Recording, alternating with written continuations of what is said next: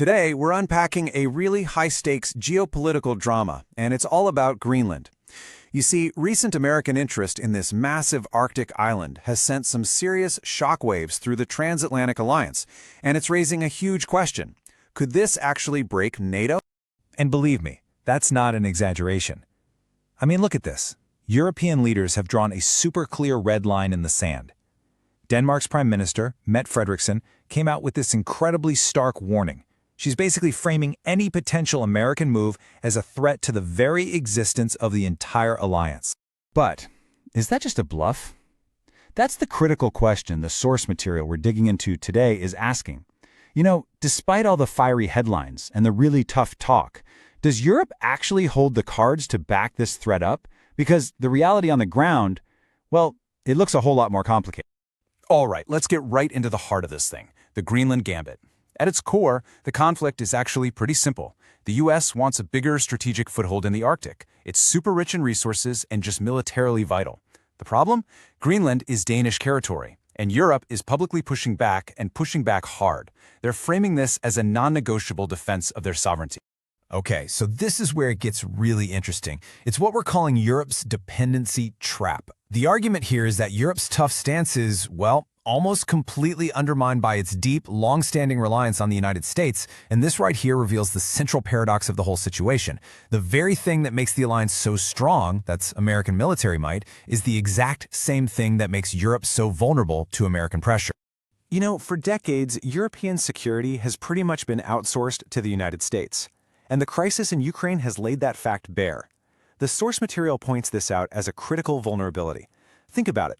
While Europe is footing a lot of the bill for Ukraine's defense, it's still, and I'm quoting here, heavily dependent on the U.S. for the weapons. This isn't exactly a new problem, but the war in Ukraine has thrown it into such sharp relief. Europe simply can't afford to go it alone. And if you want a visual for that, just look at these numbers. This perfectly illustrates the sheer imbalance of military power at the heart of this whole debate. I mean, 1.3 million active U.S. military personnel versus 15,000 for Denmark. The disparity is just stark. This isn't a negotiation between equals, and that simple fact completely changes the dynamic of the conversation. And that leads us to this quote from former U.S. official Stephen Miller: "Nobody's going to fight the U.S. over the future of Greenland." Wow. This really blunt assessment gets right to the heart of the U.S. perspective, doesn't it? It suggests that in Washington, they believe Europe's threats are just performative, some chest thumping for the folks back home, but that when push comes to shove, they don't have the military teeth to actually back it up. So, you might be asking, how did we get to this point? Well, this is hardly the first time Europe has been confronted with America acting on its own. The sources we're looking at point to a long, historical pattern, a pattern of accommodation. Just take a look at this timeline. It shows a really consistent pattern. Back in 1999 with Kosovo, NATO acted without UN approval. Then in 2003, you had the Coalition of the Willing for Iraq, despite major European opposition. Fast forward to 2011, a European-led intervention in Libya, but with full U.S. support. And even in the 2020s, a U.S. military-backed operation in Venezuela was met with a pretty muted response from Europe. The dynamic is almost always the same. Europe expresses concern, sometimes objects, but in the end, they find a way to accommodate what Washington wants to do. Okay, so here's the crucial point, the real art of the deal, if you will. The debate isn't really about a military invasion. Let's be honest, that's a super unlikely scenario. It's about all the other quieter pathways the U.S. can use to get what it wants in the Arctic. And this is where the sources point out what they call the force framing fallacy. It's a key strategic mistake, according to the analysis. By focusing all their political firepower on condemning the use of military force, European leaders are, maybe unintentionally, leaving the door wide open for other kinds of takeovers that don't involve a single shot being fired.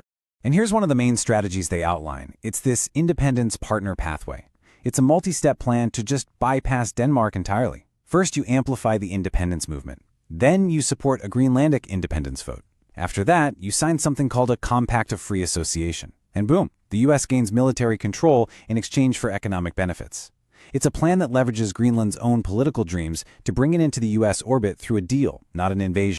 And you know what? This pathway has some pretty fertile ground. Polling shows a clear majority of Greenlanders, 56%, already support independence from Denmark.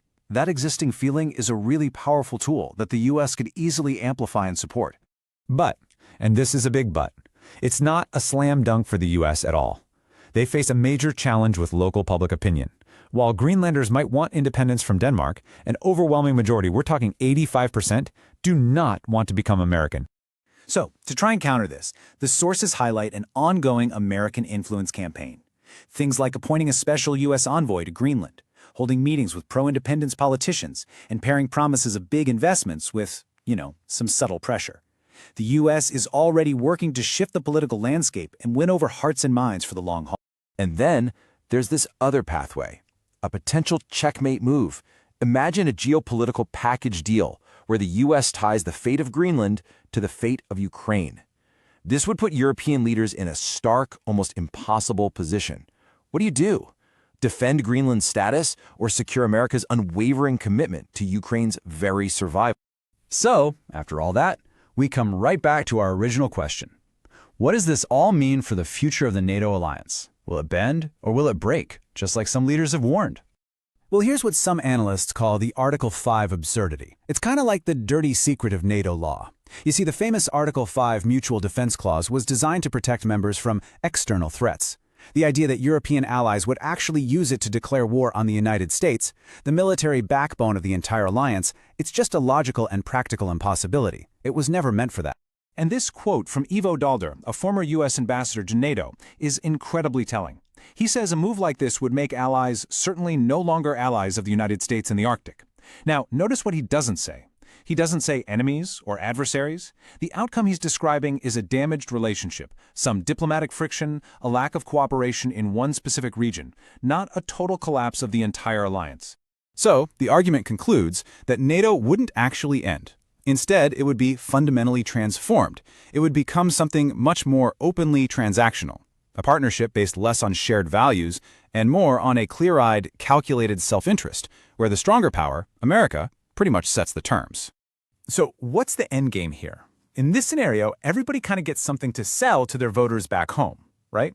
America gets its Arctic security. Europe gets to save face by framing the whole thing as a negotiated outcome. The language just shifts from something harsh like annexation to something softer like an enhanced partnership or a NATO Arctic mission. And the alliance, it just keeps on going, but on new terms. And all of this leaves us with one final pretty provocative question. What is an alliance really worth if its core principles, things like territorial sovereignty, are actually negotiable, if they can be traded away under pressure? It's a question that goes way, way beyond Greenland and really makes you think about the true nature of power and partnership in the 21st century.